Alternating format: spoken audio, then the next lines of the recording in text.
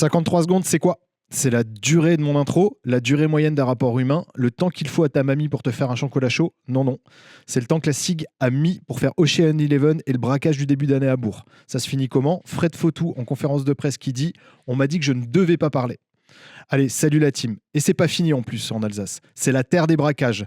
2 hauts vols en plus. Alors les jeunes ne se rappelleront peut-être pas, mais Catherine Zeta-Jones qui débarque avec des diamants, mais nous on s'en rappelle bien. Laza qui braque des diamants contre les requins d'Antibes. Surprise, surprise, Divine Miles sur le terrain. Bonjour, oui bonjour, excusez-moi, mais dans le menu, est-ce qu'il n'y aurait pas un petit braquage à l'italienne aussi qui traînerait? Apparemment oui. Shirine qui perd contre Wittenheim à Wittenheim.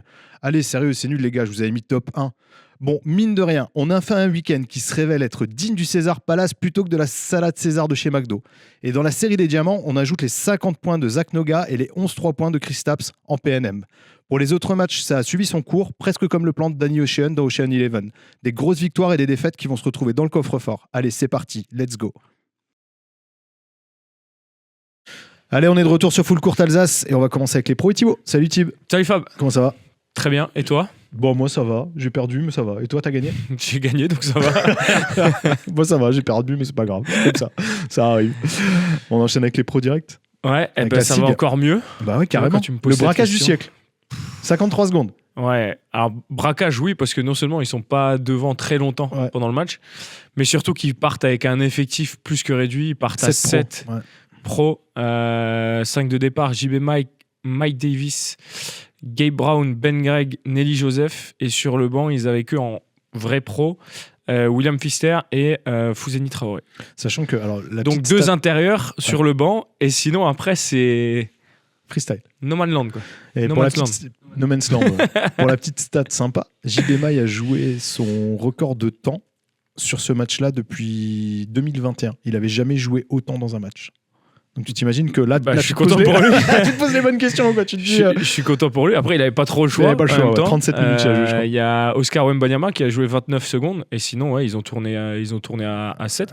Et JB Mike qui rentabilise très bien son temps de jeu pour le coup, parce qu'il fait un très gros match. Alors statistiquement, tu le vois pas forcément, même si le plus-minus parle pour lui parce qu'il a le meilleur plus-minus du match avec plus 16. Donc, c'est-à-dire quand il est sur le terrain, son équipe gagne de 16 points. Ouais. Mais tu vois, il met que 2 points. Mais par contre, il fait 2 points, 6 rebonds, 7 passes, 3 interceptions. Donc, très gros match. Et si on résume rapidement le match, on va passer très rapidement sur les 3 premiers quarts-temps. Qui a pas d'intérêt. Parce que voilà, on va pas perdre plus de temps que ça. C'était un match qui était serré finalement. Jusqu'à la fin, du début à la fin, la SIG qui a longtemps couru derrière au score, mais qui a jamais été distancée finalement. Et quatrième quart-temps, tu l'as dit, à 50 secondes de la fin, 77-70 pour Bourg-en-Bresse. Ouais. Système remontée de double écran pour Mike Davis, ficelle, 3 points, 77-73. Derrière, remise en jeu, interception de Mike Davis. Passe DS pour Gabe Brown à 3 points, 77-76. Derrière, la SIG qui fait un stop. Ils ont la dernière possession à 15 secondes de la fin. Mike Davis qui a la balle entre les mains, et tu penses bien qu'il n'allait pas faire de passe. Tout le monde le savait. Il fait un gros step back, un peu douteux. Peut-être une petite faute offensive, mais un peu douteux. Mais en tout cas, il met un gros écart. Il prend le tir, faute sur le tir. 3 lancés et il craque pas. Il met les 3. 80-77. Il reste 8 secondes, et derrière, la SIG qui arrive à faire une dernière interception sur la dernière offensive de Bourg, et qui vient, comme tu l'as dit, faire ce braquage. Le braquage du poulet, quoi. Ah, c'est ça. Le braquage du poulet, j'y avais pas pensé à ça, là, tiens. C'est cadeau. On a parlé de plein de choses, mais pas de poulet. Non, bonne perf de la SIG, hein, du coup, qui se classe 4e. Ouais, et qui a gagné contre un vrai concurrent, et c'était l'équipe qui était la plus en forme ces derniers temps c'était à 4 victoires de suite en championnat. Aller gagner à Bourg-en-Bresse, en plus, c'est très compliqué contre un beau collectif, hein. Ils sont 9 en face à avoir marqué. Ils ont Bosgash qui est leur meilleur marqueur sur le match et qui a fait un très gros match. Je crois qu'il a 80 ou 90% au tir. Et du côté de la SIG, Nelly Joseph qui finit à 10 points, 15 rebonds, 19 d'évaluation, donc dans ses standards. Ouais. J'ai envie de dire une moisson au rebond. Et Mike Davis qui finit à 31 points, 9 fautes provoquées. Dont la faute pour le match. Quoi. Dont la faute pour le match, ouais, mais il a cette faculté et cette capacité à provoquer des fautes parce que déjà contre Saint-Quentin, il me semble, Saint-Quentin ou Limoges, je sais plus, pareil, il avait provoqué 8 fautes. Donc c'est un joueur très difficile à défendre. Ouais, clairement. Non, mais clairement, il se crée de l'espace, il est capable de le faire. Donc, et JB Maille, encore une fois, je tiens vraiment à le souligner parce que ça fait plaisir aussi de le voir JB, comme ça, à ce niveau-là et il a eu un vrai apport sur le match. Quoi. Ouais, clairement, on est complètement d'accord. On enchaîne sur Laza ? Yes. Alors Laza, on y était avec Lio puisqu'on a commenté le match. Très beau match. Deuxième braquage aussi. Ouais, deuxième braquage. C'est la soirée des braquages. Alors Laza, le match était déjà première surprise. On arrive dans la salle, on est en bas, on va voir les joueurs, etc. Et là, on voit un Divine Miles qui s'échauffe. D'abord, on a vu un Mazelski s'échauffer. On s'est dit, bon, il jouera pas, c'était sûr. Ouais. Et en fait, après, on était en bas en salle et on voit Divine Miles qui s'échauffe. Et là, on nous dit, en fait, on vient d'apprendre qui jouait. Donc, tu dis, OK. C'est lui qui a décidé ça, genre. A priori, ouais, parce qu'il revenait des US 2 jours avant. Il n'avait pas d'entraînement. Okay. Il avait le droit de partir aux US pour aller voir sa famille et tout. Donc, pas d'entraînement. Et là, tu te dis, Divine Miles qui joue. On nous annonce, son temps de jeu sera entre 10 à 12 minutes. Donc tu dis ok, tu vois, fine, ça s'entend. Laza start le match. Nelson Phillips, il s'arrête à 3 points, 2 fois de suite, ficelle, merci. De l'autre côté, ça répond un peu, ça se lance sur un match offensif. Tu sais que ça va être un match offensif. À la mi-temps, ouais, tu te dis ça va finir en match NBA. Je sais plus comment c'était, mais c'était assez fou. Et là, tu as Divine Miles qui rentre à la fin du premier quart. Et le monsieur, il joue 8 minutes 50, il met 10 points. 4 passes décisives, et tu te dis, ok, il a joué 8 minutes sur la première mi-temps. Quoi. Sachant que c'est un gars qui revient de blessure. C'est un gars qui revient de blessure. À la main. C'est pas. C'était fou. Bon, alors, par contre, lancé, il fait 0 sur 4, je crois, sur le match, ou 0 sur 6 sur le match, bon, peu importe. Mais pourquoi je parle de lui ? Parce qu'il arrive vraiment à les galvaniser sur son entrée en début de match. Hyper intéressant. Laza termine à plus 3 à la mi-temps. Donc, il rentre à la mi-temps à plus 3. Et là, Antibes revient. Tout d'abord, Laza rentre, met un 3 points. Donc tu te dis ok, tu vois, ils repartent sur de bonnes bases, ils passent à plus 6, et puis là, des bandades. Mais des bandades de chez des bandades. Antibes score 3 points, 2 points, faute, 3 points, 2 points, faute. Ils ont eu du mal à les contenir défensivement. Ouais, ils ont eu du mal, vraiment eu du mal à contenir le go-to guy en plus en face. Ouais. Donc, complètement d'accord. Très compliqué. Ouais. Il y a vraiment eu en fait 2 états, quoi. C'est-à-dire que Antibes est passé en zone. Et quand Antibes est passé en zone, foncièrement, ça a été très compliqué pour Laza de trouver des solutions. Ils ont insisté à l'intérieur, mais ils ont été rapidement pénalisés par les fautes. Et du coup, ils ont commencé à mettre à l'extérieur. Ils ont leur meneur, alors j'ai plus le nom, mais qui leur a fait une masterclass du flotteur, je pense. Mathieu Gauzin Non, pas Gauzin, le deuxième meneur. J'ai plus son nom. Je vais te le retrouver. Gabriel Verras Non plus. On va y arriver. On va y arriver, ça doit être le poste 2 du coup. Mais peu importe, il leur a fait une masterclass du flotteur. C'était fou. Et Antibes passe vraiment devant, tu vois, et ils tiennent le match. Et là, Laza, tu joues à la Forest Arena. Laza s'enflamme. Divine Miles remet un panier primé. T'as tout le public qui va checker le public. Un truc de fou. Ils reviennent. Et la fin est folle. Gilles Noël qui rate 2 lancers francs ultra décisifs. Ouais, et puis il les rate pas en faisant gamelle. Non, il les rate vraiment, quoi. Il casse la planche. Tu te dis, il n'y a pas d'assurance dans la salle, quoi. Donc, et c'est pas un mec qui a un mauvais pourcentage, tu vois. Donc tu te dis vraiment, il est qu'à 60. On avait regardé avec Clio, je crois même pas, il a 70%, je pense. 70-71% sur la saison. Ouais. Ce qui n'est pas un mauvais pourcentage. Mais là, il fait 0,2. Tu sentais un peu que la pression, à mon avis, avait joué. Par contre, le tir qu'il prend derrière, zéro pression. Zéro pression, full confiance. C'est ça. En fait, et du coup, temps mort de coach Trumeau. Lio qui met une pièce et on t'a fait une petite dédicace pendant le match d'ailleurs. J'ai vu, j'ai entendu. Il dit non, moi je mets une pièce sur Gilles Noël qui se rattrape sur 3 points. Moi je dis non, c'est Nelson Phillips qui le prend. Le mec était à 3 sur 5, tu te dis il le prend, quoi. Ouais. Et Gilles Noël le prend à 2 mètres de la ligne et ficelle. Ouais, mais Lio, c'est un gars qui connaît le basket, lui. On va dire ça comme ça. Et derrière, retemps mort et la défense douteuse. Alors, défense douteuse, oui et non. Je pense, si tu regardes l'action de nouveau, en fait, Aranitovic laisse le gars seul dans la raquette, ce qui est compréhensible parce que de toute façon, ils sont à plus 3. Ouais, il anticipe la remontée. Par contre, si tu regardes, Divine Miles ne sort pas au corner. Et le problème, il est là. Mais parce qu'il se prend un bloc. Ouais, il a largement le temps de sortir. Ouais, Parce que le mec, il a le prend temps de un faire- bloc, Baptiste Choifé qui est tout seul à 3 points. Ouais, Baptiste Choifé qui est tout seul à 3 points. et qui- J'ai annoncé à Yo, attention, Baptiste Choifé tout seul à 3 points. Ah, ça a raté, et du Heureusement coup, qu'il Laza met qui pas sort dedans. et qui gagne. Donc, Heureusement qu'il met pas dedans. positif. On est d'accord. Franchement, elle tombe dedans, c'est la même. Oui, on est d'accord. C'est... Pour avoir fait les interviews de fin de match, on a eu Chouapé et on a eu Jackson à la fin. Les deux étaient ultra frustrés. Clairement, ils te disent clairement la pièce tombe d'un côté ou de l'autre, c'est Bah pas ouais. normal, blablabla. Bon, Puis ils avaient le match en main quand même. ouais, un on petit est peu. d'accord. Après, Très content pour Laza. Hein. très Par content pour contre, Laza. Vraiment. de réussir à que choper ce c'était un match match-là parce que important, ça leur fait du bien. Ouais, c'était Ouais. le 13e contre le 14e. Et du coup, ils avaient tous les deux 8 victoires, 9 défaites. Non, oui, c'est 8 victoires, 9 défaites. Du coup, Laza repasse À 12e 9-9. au classement Ouais. et devant Antibes. Donc, ultra positif. Sachant qu'il a annoncé quasiment full retour pour fin février pour tous les joueurs de Laza. Ouais. Donc, Bah ouais, ça. Là, ça va être un moment charnière aussi pour la suite de la saison de Laza. clairement. Ils sont à une victoire, il me semble, ou 2 victoires, peut-être grand max Du play-off, des play-in. on a des play-ins. Donc, On verra. ça on va être un voir moment comment charnière pour eux. comment là. ça va se passer. On enchaîne. Du coup, gros match. Nelson Phillips qui fait un très très gros match avec 24 points. Il faut noter aussi la performance de Green de l'autre côté avec 20 points. Par contre, aussi performance de Divine Miles qui il met 15 points, 10 passes décisives. 10 passes décisives. Bon, il a 7,65 de passes moyennes depuis le début de saison. Après, il n'a pas fait beaucoup de matchs, mais il met quand même 10 passes décisives. Et Nelson Phillips qui termine avec 30 dévals. Voilà. Merci, au revoir. Quoi.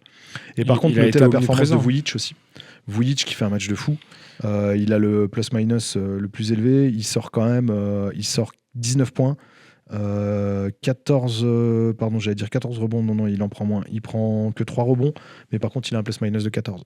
Donc, Et lui, il répond présent. C'est Et ça. heureusement, parce que c'est leur seul C'est vrai poste 5. et il n'a pas été finalement, pénalisé donc, par les fautes, tu vois, défense intelligente et tout. Et Là, on sur a les un peu derniers cette matchs, crainte-là, heureusement mais- qu'il est là. Heureusement clair. qu'il est là. Il sort vraiment de sa boîte et c'est On est d'accord. du positif pour Laza en tout cas. Clairement. On passe rapidement sur la NM1 où il n'y avait pas de match. Il joue ce mardi et il joue ce vendredi. Ce mardi contre Metz et ce vendredi contre, je ne sais plus, Quimper, je crois de mémoire. Possible. Derby contre Metz en tout cas. Ouais, derby contre Metz. Ça, c'est clair. Et victoire impérative parce que Metz, ils sont dans les bas-fonds du classement. Ouais. Ils sont derniers, non? Faut gagner quoi. On enchaîne sur la LF2 avec la défaite de la SIG à Fétia qui s'est fait corriger. Et Ouais, vraiment corrigé. Là, on grosse parle pas de défaite, braquage. ça. Là, c'était le braquage, mais c'est le braquage raté. Quoi. Ouais. 88-47. Donc la SIG qui prend 40 points. Quoi. Et surtout, elles ont été incapables de scorer réagir. offensivement. En fait, C'est ça. elles finissent à 47 points. C'est pas du tout. Il y a dans leur Maurice standard. qui met 18, mais au final, il n'y a rien d'autre. Mikorek qui normalement est quand même une scoreuse, mais 4. Voilà, DC, Nathalie qui met quand même 9. Après, l'anglais qui met 4. Efa qui met 2. Et puis sur le banc, il n'y a rien. Quoi. Y a rien. Ouais, après, Ellie quand tu qui finis met à 47 points. C'est ça, donc compliqué. Maurice a été un peu trop esselé. Après, voilà. Par contre, de l'autre côté, Rose Michaud, 14 points, 17 rebonds. Mbaye en double-double à 16 points, 11 rebonds. Ah oui, mais c'est là-dessus qu'elles se sont fait marcher dessus C'est aussi. ça. Hein. Mais ce qui est qu'elles triste- en fait, finalement, elles n'ont pas trop répondu à la bataille. Quand tu vois que tu as 2 joueuses en face qui finissent à plus de 10 rebonds chacune. Ouais, ce qui est triste, en fait, si tu veux, c'est qu'au match aller, elles vont en prolongation, elles perdent en prolongation. Tu vois, donc tu te dis Ouais, mais à domicile. à domicile. Mais est-ce Après, que de là à aller en prendre prolongation et 40, en prendre 40, ouais, oui. il y a quand même. Effectivement, sacré après, à un écart, moment quoi. donné, voilà, Bon, ça, elles se arrive relèveront, ouais. ça arrive de lâcher. Et... Ça avancera. J'en Après, suis que tu persuadé. perds de 1 ou de 40, hein, ça revient au même. Ouais, on est d'accord, t'as perdu au final. Mais tu me Donc dis bon. qu'elles auraient pu. On s'attendait à autre chose. Passer En même temps, on a eu plein de au surprises, suivant hein. et Ouais, c'est ça. prendre le suivant. C'est surtout ça, Exactement. finalement, qui va être important. Exactement. Merci, Tib. Merci, Fab. Allez, on enchaîne avec les championnats nationaux. Elio, et Manu et Tib. Et on a la team au complet aujourd'hui. C'était Il est Lio revenu qui de vacances. Lio est enfin revenu de vacances. Il est toujours en bien vacances. sûr, de les toute gars, façon. bien sûr. Le gars, c'est Travail, vrai qu'il a un Attends, travail. Travail. On a vu des photos avec la neige, machin. Ouais, tout. exactement. Easy, quoi. Je travaille dans des conditions très difficiles. Ah, ils Qui est sont- saisonnier. Conditions très dures. Conditions Conditions très dures avec des beaux petits plats mijotés par des petits chefs, tu vois, des petits plats étoilés et tout. Bien, Tout va bien, quoi. Oui, milieu, je travaille. Après, on va nous dire que full courte, tu vois, on rince les consultants. Ah ouais, quoi. frais de déplacement. Frais de D'ailleurs, déplacement, les gars. big up pour Flav. Ouais. Flav, c'est pour toi. Allez, on commence chez Manu avec les filles. On commence avec la NF1 et on commence avec la victoire de BCNA contre Limoges 70-65. Victoire à l'arraché de BCNA hein, qui assoit en tout cas sa première place dans notre poule. Elles sont un peu malmenées sur la première mi-temps avec une Assetou Diakité qui fait quand même un gros chantier dans la peinture côté Limoujotte. Mais après, ça devient un peu plus délicat pour elle parce que Lubna sort de sa boîte encore et nous fait une perf à 18 points. Non, enfin, ouais, je pense que David, en tout cas, a ce truc-là sur ses filles, il arrive à les piquer sur la deuxième mi-temps. En tout cas, c'est plus difficile. Il y a quand même un différentiel de 10 points entre tu passes à plus 5 et tu perds de 5. Donc, ça a payé. En tout cas, ça a payé pour elle et félicitations. Et là, maintenant, on a fini la première phase. Donc, il est vraiment premier. Ouais, il est premier. Ouais. Premier avec 19 points. Ouais. Suivi de Gaispo à 18 points, avec une victoire facile, j'imagine, à Montferrand. Alors, victoire facile au niveau du scoring à la fin, mais on s'est quand même fait peur sur la première mi-temps parce qu'on avait un plan de jeu bien spécifique et bien centré, qu'on n'a pas trop respecté en début de match. On a une jeune de Clermont qui sort de sa boîte aussi et qui fait un 4 sur 4 à 3 points en première mi-temps. Elle n'a pas été scoutée, elle. Ouais, si, justement. C'est ça le problème, c'est qu'on l'a laissé tirer et c'est ça que c'est un peu dommageable. Par contre, Irma nous fait un chantier début de match. Je crois qu'elle score les 9 premiers points pour nous. Elle finit à 21 à la fin du match. C'est plutôt encourageant pour elle parce que ces derniers temps, elle ne scorait pas trop. Et là, pour le coup, elle s'est vraiment fait plaisir, en tout cas dans la raquette. Et en face, il y avait quand même du gros morceau. Je veux dire, Aïda So, c'est pas n'importe qui, en tout cas, comme joueuse. Et elle a réussi, en tout cas, à lui montrer que la Serbie était quand même pas mal dans la raquette. Il paraît. C'est pas simple aussi. Ouais, c'est pas simple aussi parce que c'est une équipe qui joue beaucoup de situations de run and gun. Il y a beaucoup d'euphorie.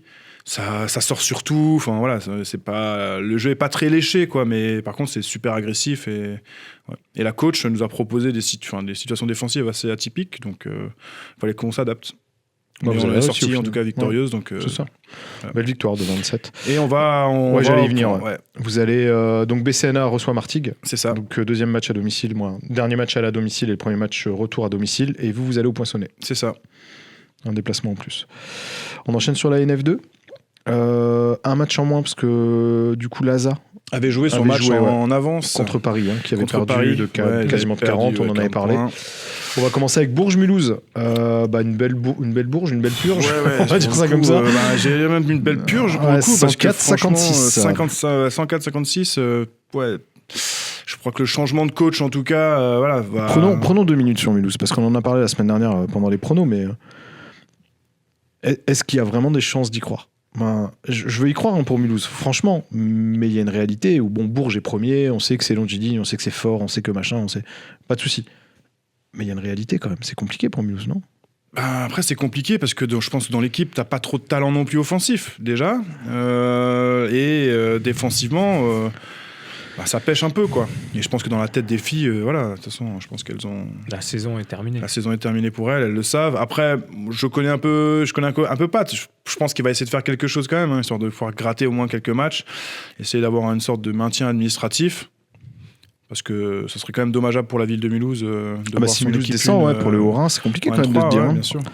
Parce que là, aujourd'hui, le Haut-Rhin, si on fait global NF3, NF2, NF1, il n'y a pas, donc, mais NF3, Wittenheim, BNS, alors, j'ai pas regardé les classements, on en parlera après, mais Wittenheim, BNS, Berwider, c'est quand même compliqué. NF2, Mulhouse, très compliqué. Donc, du coup, c'est dur de se dire que dans le Haut-Rhin. Le basket féminin dans le Haut-Rhin est un peu difficile. Mais moi, j'espère en tout cas que Mulhouse rattraper en tout cas l'avant-dernier, ça sera difficile, mais qu'ils puissent s'y rapprocher le plus possible.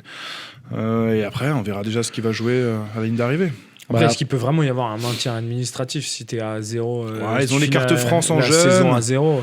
Oui, mais après, tu sais, tu as des équipes qui n'ont pas forcément envie de jouer en N2, dans le dos de poule.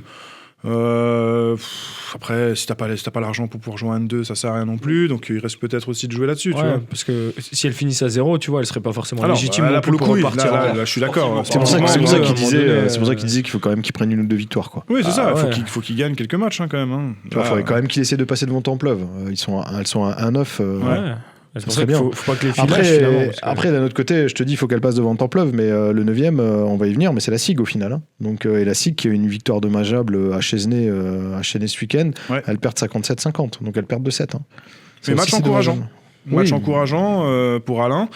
Après, c'est difficile quand tu vas jouer. Tu sais, quand tu joues en terre parisienne, c'est quand même. Oui, puis tu joues les 5e. C'est très ghetto.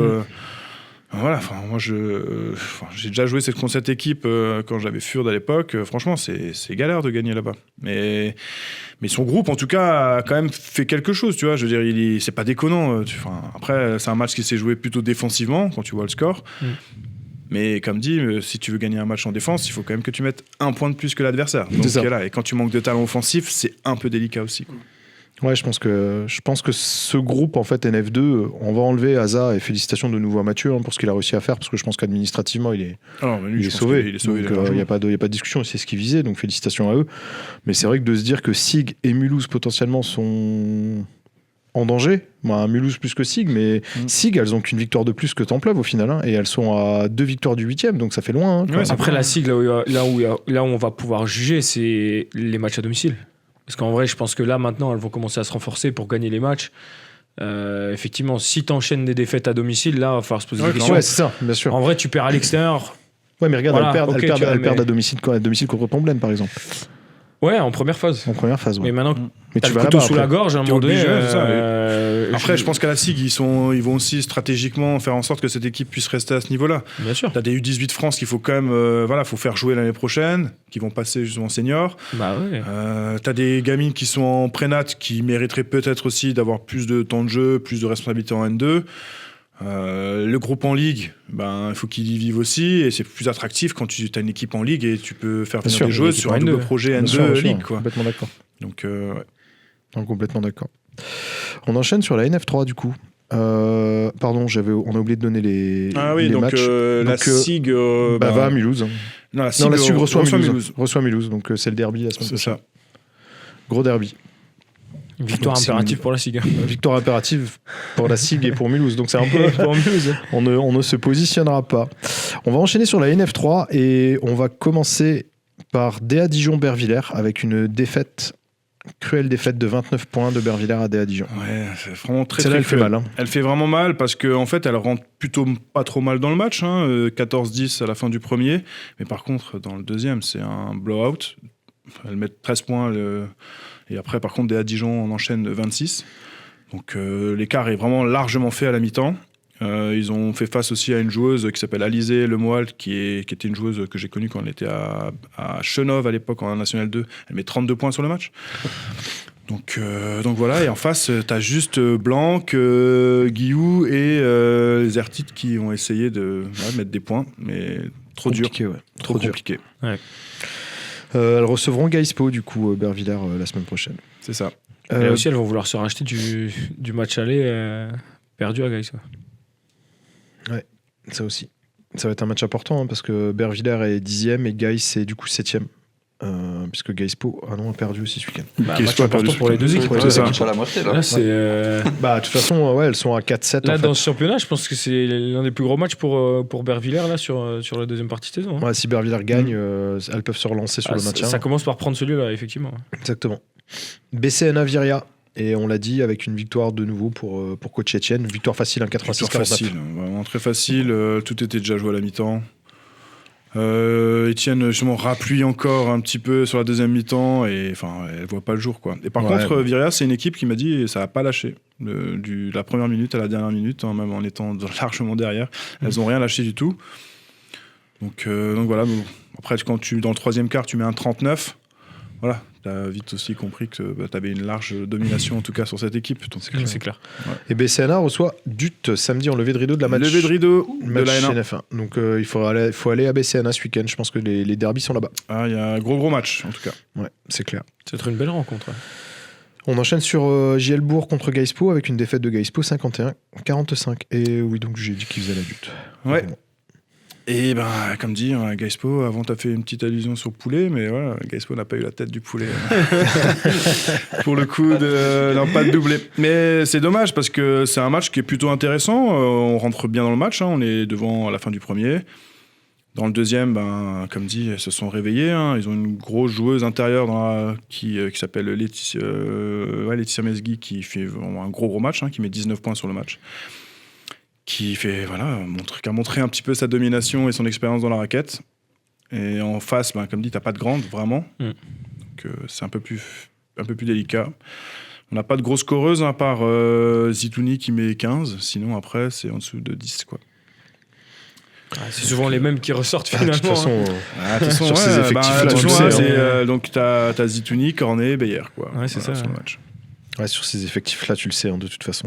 Je te propose d'enchaîner d'abord sur Dutlenheim-Dijon, avec une victoire de Dutlenheim 72-52. Ils sont pas vraiment peur. Et Sophie Vincent a joué. Ouais, Sophie Vincent a joué. Et est-ce qu'il faut vraiment que j'insiste sur cette rencontre qui gagnait de 20 points par Dut? Non, je pense qu'il n'y a pas grand-chose à dire. Voilà, elles vont à BCNA samedi.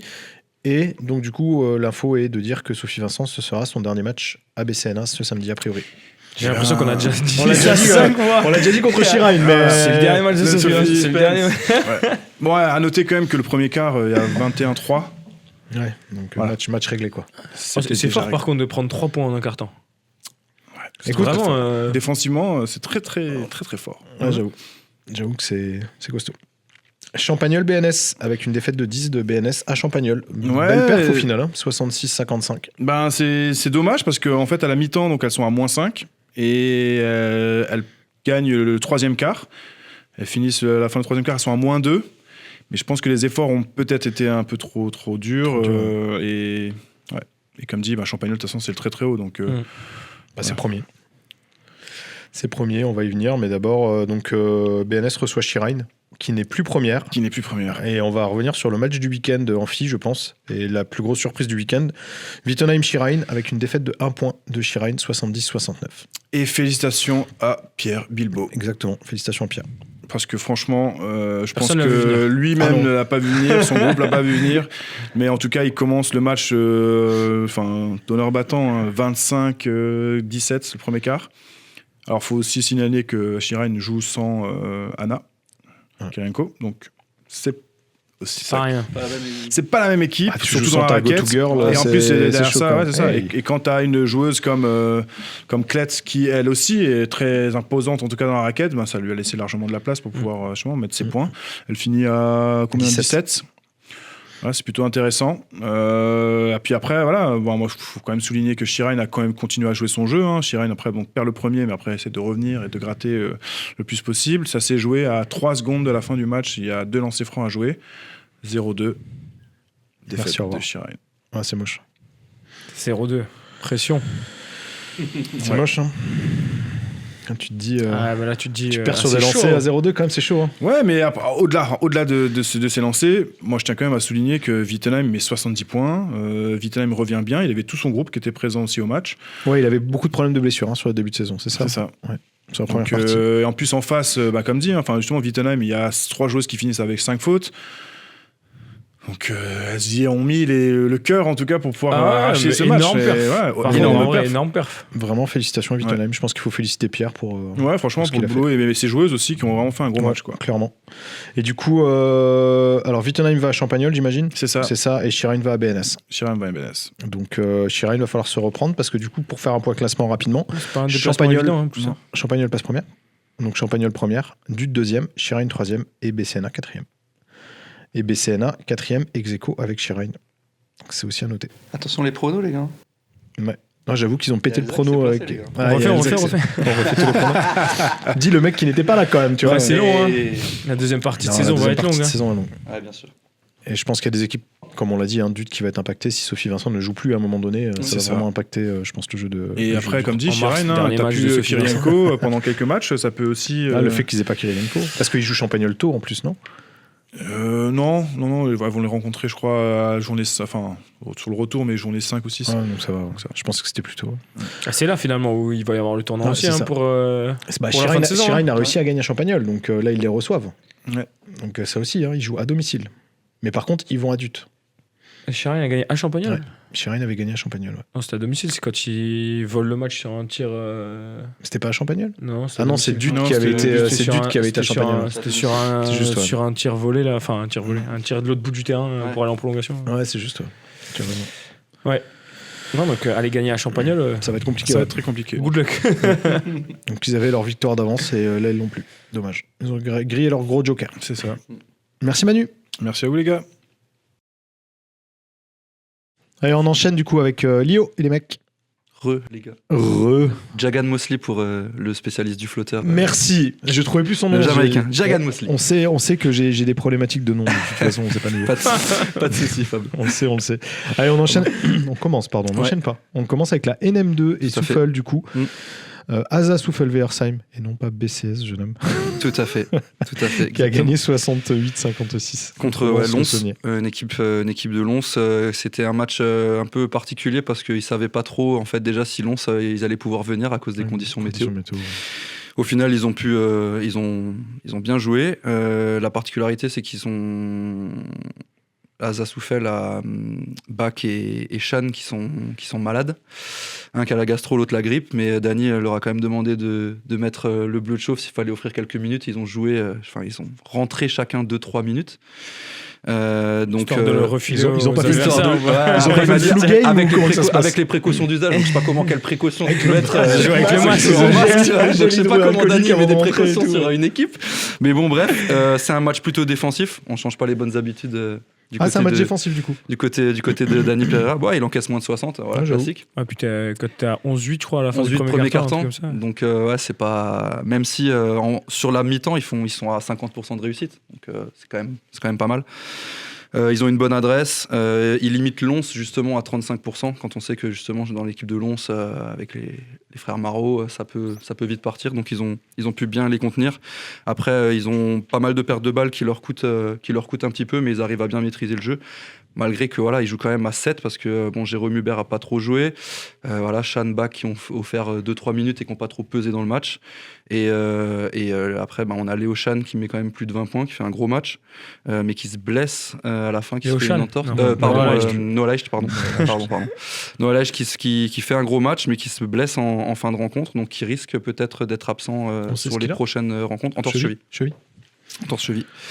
Et donc voilà, ils arrivent à obtenir une bonne victoire pour le début d'année là, face à une équipe de Lons. Prochain match à Reuil, du coup. Ouais, déplacement qui risque d'être du coup compliqué. Si t'as pas. Déjà, il faut que Bach et Cham reviennent en forme, mais ça déjà c'est compliqué parce que c'était une vraie grippe et une gastro. Il faut demander au prof. Il l'a eu jeudi. Il était en forme jusqu'à samedi. Et samedi matin, en fait, il était couché au lit avec 39 et voilà quoi. Et puis Jason avec une gastro. Donc après, je pense que ça pour le prochain match, ça devrait le faire. J'espère pour eux.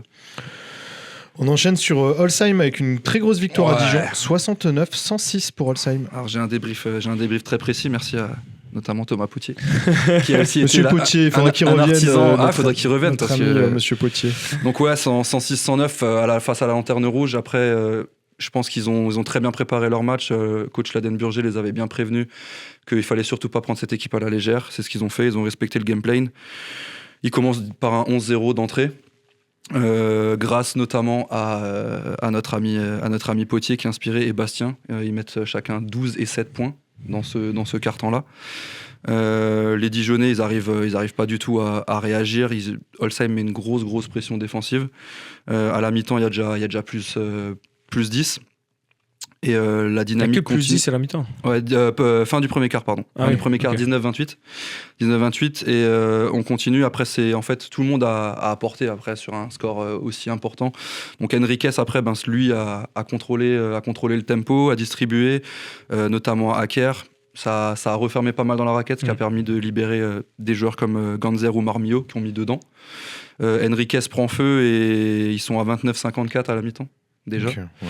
Et ensuite, après, Dijon revient un peu à l'orgueil dans le troisième quart, mais Holsheim tient bon et continue son étreinte défensive. Bastien et Henriquez finissent chacun à 23 points, Potier 20 points, Aker 15. Donc voilà, ils leur ont roulé dessus tout simplement. On a souligné aussi le bon match de Virgile. Ouais, Virgile Ganzer qui a pu prendre des minutes aussi sur exactement ça, tout à fait. Donc voilà, gros match, ils ont respecté les consignes et je pense que ce qui va être important, c'est surtout le match suivant où gros match Holsheim va à KB. On avait déjà fait le match Holsheim-KB à l'aller, donc là match retour. Sachant que KB n'a pas joué parce qu'ils avaient joué en décembre, ils avaient gagné 69-78 à Tremblay. C'est ça. Et donc pour un point classement, Souffle deuxième. Cabet 4e et Holsheim 5e. Ouais, c'est cool parce que du coup, on a toutes nos équipes qui sont dans le top 5. C'est ça. De la N2, c'est quand même pas rien, donc ça, c'est bien. Ça change de la N3. Ouais, même si ça change de la N3, même si ce week-end a été un très bon week-end pour nos équipes alsaciennes. Clairement. Et heureusement. Heureusement, ouais, bien sûr. Sauf pour les derbies, voilà, il y a forcément un perdant. déçu. Allez, on attaque directement du coup avec les frelons. Là, ça sera plus des abeilles. Les frelons du coup, qui ont du mal à sortir de la ruche depuis 2 rencontres, malheureusement. Une défaite 74-67 à Mulhouse. Et Monsieur Dill qui a dit vous ne gagnerez pas le match. Exactement. Après un match maîtrisé de bout en bout par les joueurs de Mathieu Gita, notamment, comme tu l'as dit Fab, grâce à Quentin Dill. Il démarre très très bien le match dans le premier quart. Il est quand même serré ce premier quart, ça se rend un petit peu coup pour coup.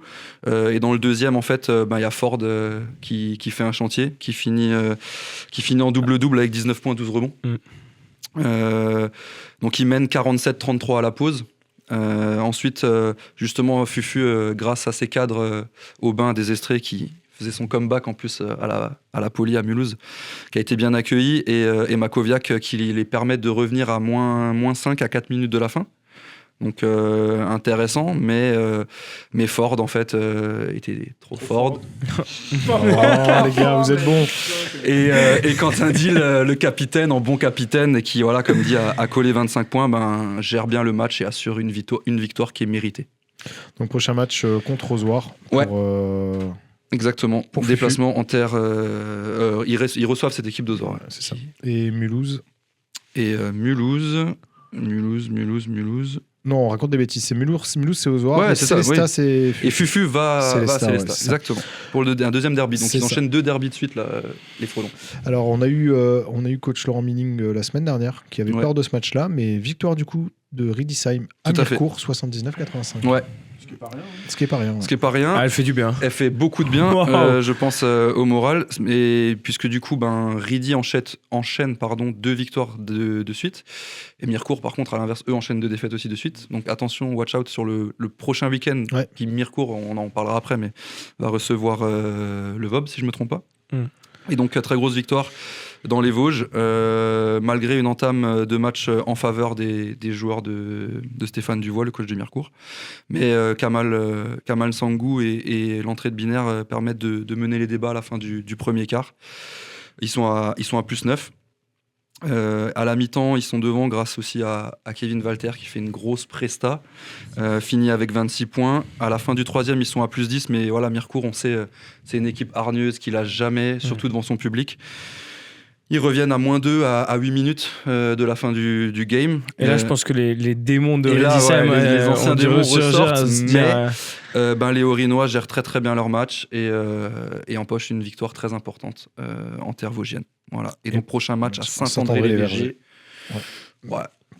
Voilà, attention, c'est les soldes, mais là-bas, ils vont pas faire de cadeaux, je pense. De Saint-André. On enchaîne sur VOB Ozoir avec une victoire importante du VOB, 71-59. Pareil, félicitations au VOB qui met fin à une série noire sur la fin d'année. Après une fin d'année 2025 compliquée. Elle était bien noire, celle-là. Parce qu'ils étaient battus. Ouais, et puis ils étaient battus. 5 défaites de suite. 5 défaites de suite, c'est ça, exactement. Et donc ils avaient à cœur de bien commencer 2026. Et c'est ce qu'ils ont fait, malgré l'absence de Bourblanc, qui s'était fait une grosse blessure cheville, qui sera, je pense, encore absent, et Ballier, qui, le jour du match, a dit qu'il ne pouvait pas jouer parce qu'il avait le tympan percé.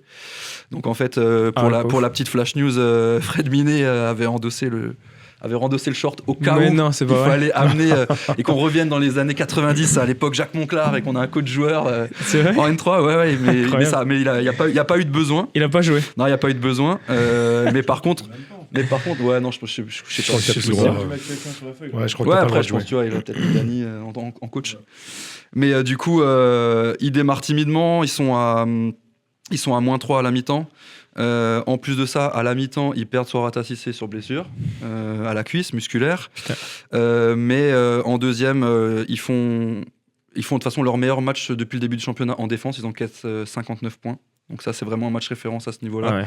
Quand tu vois qu'il y a plusieurs matchs où ils ont encaissé plus de 100... C'est ça. Bon, le match où ils encaissent plus de 100, c'est à Cheneuve et c'est pas la seule équipe qui a encaissé plus de 100 à Cheneuve. Mais bon. Mais ouais, c'est vraiment un match référence. Ils maintiennent l'écart, ils sont à plus 10 à la fin du 3e. Les Parisiens, grâce à une zone presse tout-terrain, arrivent un petit peu à revenir. Mais l'état d'esprit collectif sur la défense était vraiment là ce soir-là. Et du coup, ils ont pu empocher une belle victoire grâce aussi à un bon scoring de Julien Côme qui met 23 et Delvar qui met 18 aussi. Donc voilà, c'est une belle victoire collective, malgré encore des absences, et ça va continuer, puisque d'après ce que me disait Fred, c'est que le prochain match, donc du coup à Mirecourt, ils sont vraiment diminués et qui risquent là de nouveau peut-être aussi de mettre le maillot et de... Pour le coup de devoir jouer. Et devoir jouer, exactement, donc à voir. Donc du coup, prochain match à Mirecourt, comme exactement.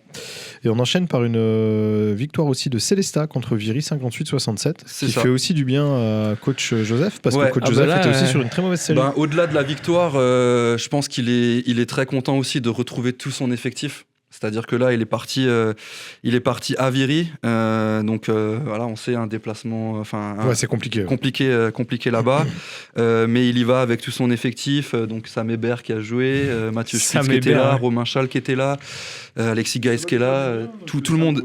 Ouais, exactement. Donc ils étaient vraiment bien. Voilà, malgré que Viry soit une équipe hargneuse, Célestat était jamais derrière de tout le match aussi. Donc voilà, ça montre le sérieux, grâce notamment à Yann Van Lissel qui met 23 points et Alexis Geist qui met 17. Ils démarrent bien la rencontre, ils sont tout de suite, ils prennent un écart, ils sont à +8 au premier quart. Deuxième quart, les équipes se neutralisent. Et au retour des vestiaires, il y a justement Geist qui prend feu à 3 points qui leur permet de mener 43-59 à 8 minutes de la fin. Et là, un peu pareil, comme Rudy, le dernier quart, les vieux démons surgissent, la machine s'enraye et Viry arrive à revenir à -6. Mais c'est sans compter sur toute l'expérience de Romain Schall et Mathieu Spitz, voilà, des cadres, et pour pouvoir maîtriser la fin de match et obtenir une très belle victoire à Viry. Et qui prépare du coup, qui est de bon augure pour le derby contre Fufu la semaine prochaine. C'est un vrai derby, on va en parler. C'est un match important parce que Mulhouse 5e, Riedisheim 6e, du coup, avec les victoires qu'ils ont eues. Le VOB passe 8e. Et après, Célestat, Furde, 12e, 13e, avec 5 victoires, 8 défaites. Celui qui gagne. Il va prendre une option. Il va prendre une grosse option. Après, voilà, Ozoir n'est qu'à une victoire devant. Et pareil, Saint-André est à 2 victoires. Après, t'as le groupe 7. Il n'y a pas encore péril en la demeure, tu vois ce que je veux dire. Mais ouais, non, mais c'est un match à prendre. Saint-André, sachant que Saint-André a eu les pénalités aussi, il ne faut pas l'oublier. Ouais, bien sûr. Tout à fait. Et puis, tu voulais dire quoi? Vas-y, je t'en prie. Non, je voulais passer juste un petit big up à l'équipe du SUS. C'est ce que j'allais venir. Je pense et à Zach Noga qui a collé 50 points ce week-end. Voilà, Christophe Grant qui met 11 sur 11 à 3 points. Voilà, c'est quand même des perfs. 145 points marqués. 145 points marqués face à Rixheim. Voilà, on sait un peu toute la difficulté qu'il y a malheureusement chez les. Mais il faut les mettre quand même. Donc voilà, grosse performance du week-end. C'est ça. Voilà. C'est clair. Merci à vous les gars. Merci les gars. À plus. Allez, on enchaîne sur les chroniques d'Elsa. Salut Elsa. Salut les gars. La forme? Ouais, ça va mieux là. Du coup ça va mieux. Ouais. T'étais pas à l'ASA vendredi? Chaos technique? Un peu chaos, ouais. J'imagine. Au lit. Enfin, ça arrive. T'as raté des hold-up. On revient t'as fait en all-in, mais t'as raté les hold-up. Donc, ouais. Presque. Ouais, on revient en forme avec nos Alsaciens et Alsaciennes hors Alsace. Du coup, pour Marie-Paul Daly, c'est encore une belle victoire contre Charleville. Elle met 8 points, 5 rebonds, une passe décisive, 11 dévals.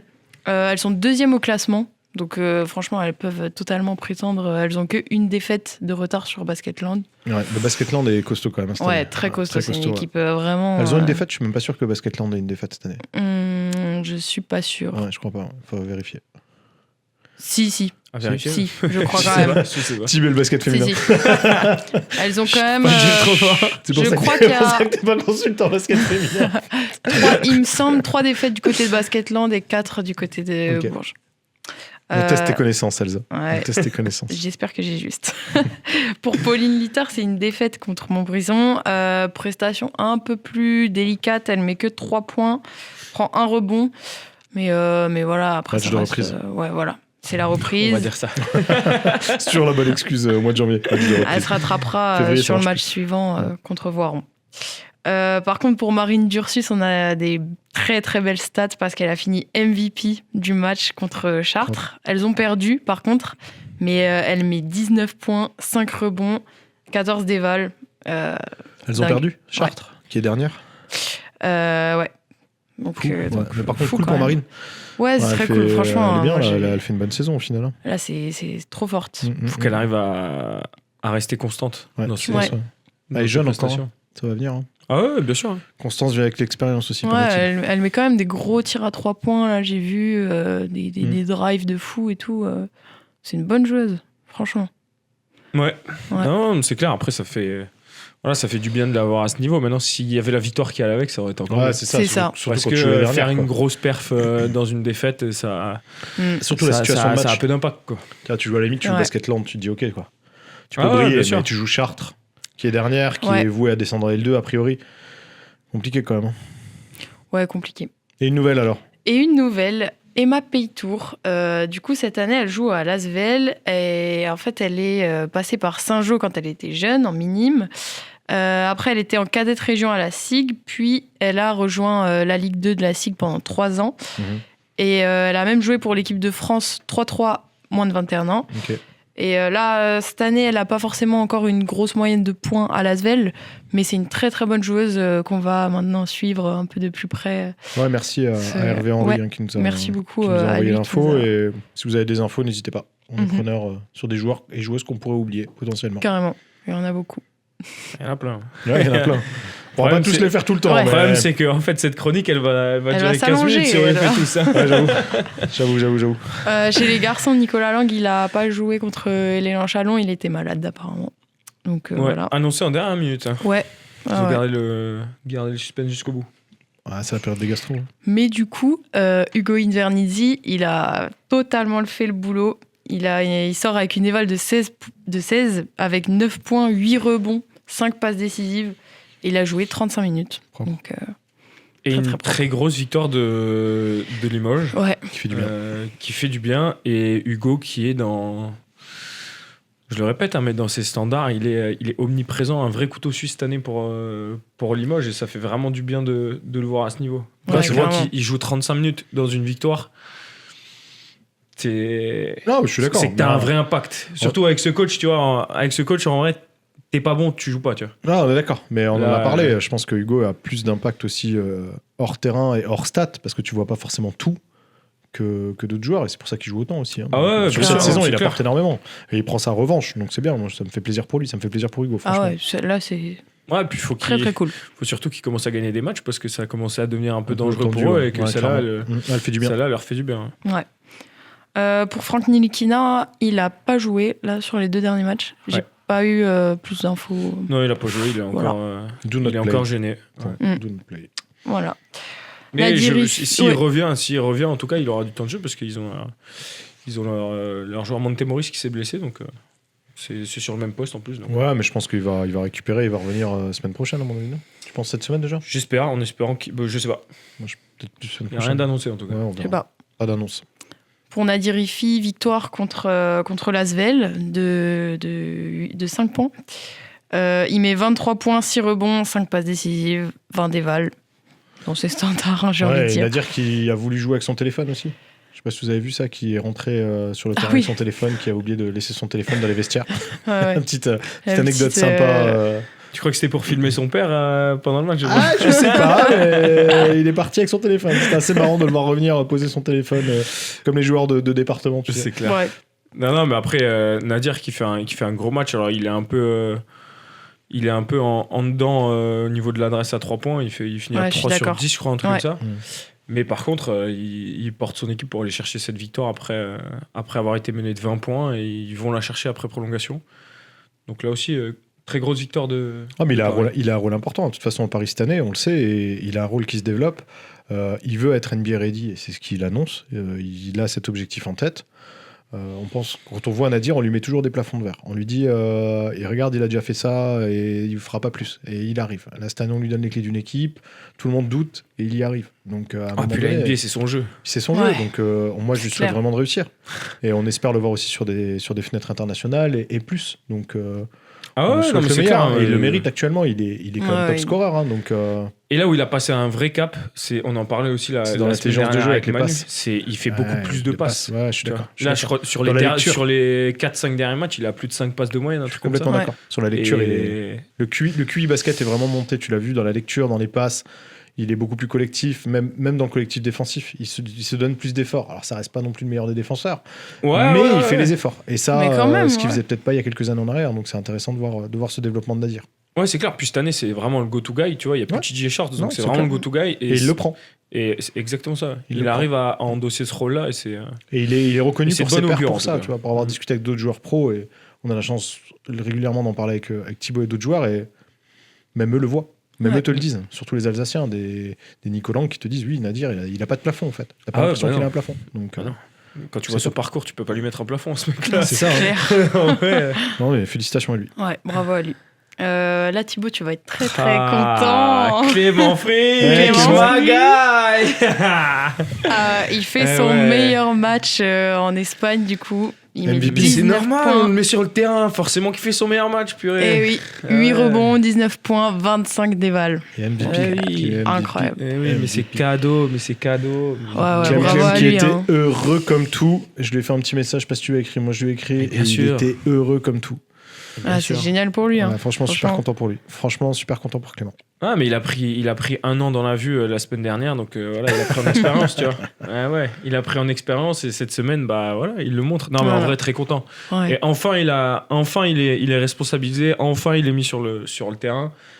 Et enfin, voilà, il a un vrai impact, tu vois. Donc j'espère vraiment que maintenant, sur le championnat, en tout cas, il arrive à gratter et à jouer de plus en plus pour derrière réussir à gratter des minutes en Euroleague, parce que les rotations ne sont pas les mêmes en championnat et en Euroleague. Mais je pense que ça va d'abord commencer par le championnat avant de pouvoir gratter encore plus de minutes en Euroleague. Maintenant, il faut qu'il confirme et j'ai aucun doute là-dessus, parce que pour le coup, quand on parlait de Nadir, que c'est un bosseur, Clément aussi. Hein. Ouais, clairement. Je suis complètement d'accord. Gros bosseur.